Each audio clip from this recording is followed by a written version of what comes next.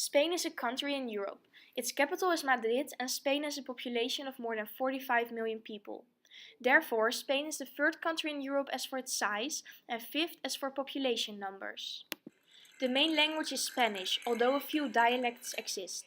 With over 500 million Spanish speakers, it is the second most spoken language in the world. Tourists mainly know Spain for its soccer team, the bullfights, the hot Mediterranean climate, its sea and beaches, and the beautiful cities like Barcelona, Valencia, and Madrid. And who doesn't know the Sagrada Familia by Gaudi, the delicious paella, and the famous flamenco dance? However, most of us have only experienced Spain out of a touristic perspective. If you're going to do an internship or exchange in Spain, it's not only important to know about the culture, but also about the business life. What is this business life like? What are the differences and similarities between the Netherlands and Spain? And especially, on what aspects do we need to adapt?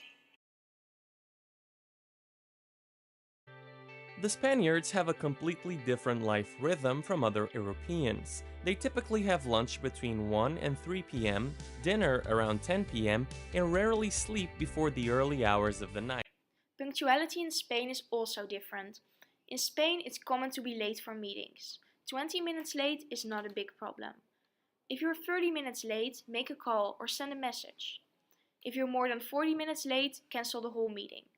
We asked someone with a Spanish background about the punctuality. In addition, you should also be flexible because, for example, Dutch people are very planned with their organized with the plannings, and Spanish can go like mañana, mañana. So try to be flexible too, and so flexible, open mind, and remain calm. Now that we've seen some general features of the Spanish culture, let's do some country analysis. The first one is according to Hofstede. In this graph you can clearly see that there are a lot of differences between the culture of Spain and the Netherlands. If there is a dimension that defines Spain very clearly, it is uncertainty avoidance, as you can see in the high score of 86. There is a great concern for changing and undefined situations in Spain. In the next videos, we're going to see the difference in uncertainty avoidance between the Netherlands and Spain. Within the project we have found some different possibilities and there are some risks, but we think that by adopting on these particular things, we can adjust it and make sure that everything is going to be fine by the end of July. Okay, so you want to make some investments? Yes. That can be a risk on the nearby future?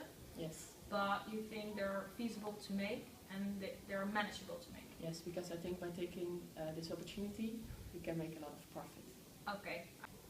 Okay, I've got some information from my team and they found some risks within the project. Okay. And I wanted to discuss with you because they didn't really give me sufficient information about these risks and how we can solve them. But they said that there's going to be a possibility that it's going to make us more profit. So you want to make some investments? Yes. But there are risks in the nearby future that can come in combination with these investments? Yes. They're still looking for it. I have my doubts. I don't want to take a risk. Not with this project. We're not going to do it. We're not going to go ahead with this project if those risks are necessary to be taken. I will inform them. Thank you. Now that we've seen the difference in uncertainty avoidance, we can see that there's another dimension with a significant difference in numbers, namely the power distance. In the next videos, we're going to see the difference in power distance between the Netherlands and Spain. I want to realize this project for the end of June. Is that feasible? Well, I think the end of June is going to be a bit difficult because we still didn't have any response from the opponent. Yeah. But I think 3 weeks, if we get 3 weeks more, then that will be fine. That's okay. So the end of July will be a good deadline? Yes, perfect. Okay, so the end of July is the deadline. For this project, the deadline is the end of June. Then it has to be finished. Yes, the end of June. I will make sure that my team is ready on the beginning of May, so everything can be handed on time. Perfect. Thank you. The model of Solomon and Schell has many similarities with the 5 dimensions of Hofstede. For example, in the previous videos we could already see examples of the difference in hierarchy, group focus and the change in tolerance. However, one important thing that we haven't discussed yet are the relationships. In the next video, you can clearly see the difference in the importance in relationships. There's a price increase in Germany, and therefore I think it's better to switch to Brazil, because they're 20 cents cheaper. This is about per project. manufacturing. Yes, about manufacturing costs. And I want to ask your permission in order to make this concrete. A cost-benefit analysis has been done, Yes. and the manufacturing costs are much lower in Yeah, Brazil. we're talking than about 1 million euros. In Okay. Switch the department to Brazil. Okay. Yeah. Yes, I will. Thank you. In a manufacturing company in Spain, the costs have increased per product with 20 cents. And therefore I think it's better to switch to Brazil. We've made the cost and benefit analysis, but I need your permission to continue with this project. To Brazil. Yes. Do we know the people in Brazil? No, but Do I we think know the people behind the company in Brazil? Do we know what their family and their habits are like? we don't have enough No. information. We know the people in Spain, right? Yes. We know their families. We care about them. Yes. We're not going to Brazil. Okay. Definitely not. Another major subject of the Solomon and Shell model is the work-life balance. Spanish people tend to focus more on family and friends rather than on achievement and status. In the Netherlands, this is the other way around. Now that we have discussed the official models, let's take a look at what a Spaniard has to say about the main cultural differences that he has experienced. Okay, so now that you've been studying in Holland for a while, can you tell us what the main cultural differences are between Spain and the Netherlands? I've been studying here for 2 years now, and I've seen many differences. There are small differences and bigger differences. The small ones are, for example, Spanish will give 2 kisses to women, in Dutch sometimes they just give 3, and also depends on the situation.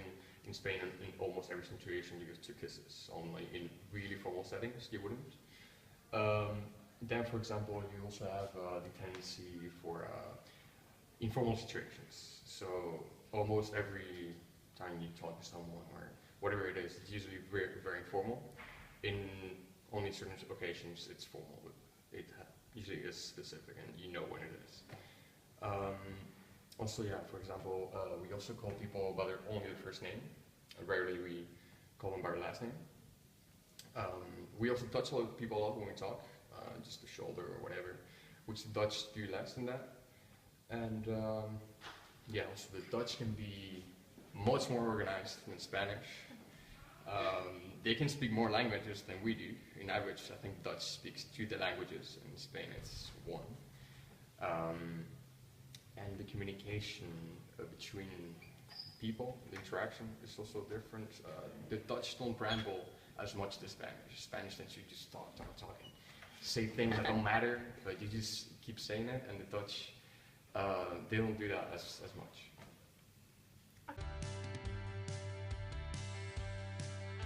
The Spanish often use gestures to substitute words.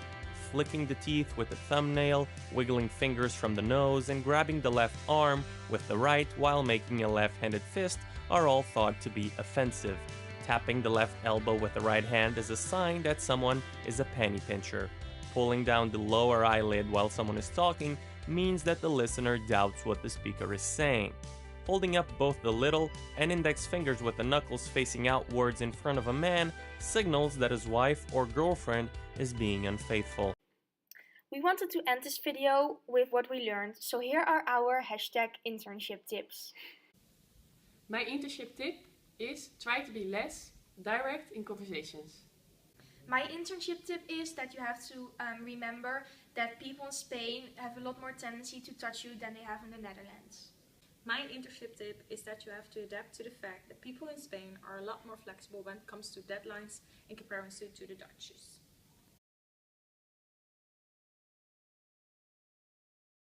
Hasta luego, chicos!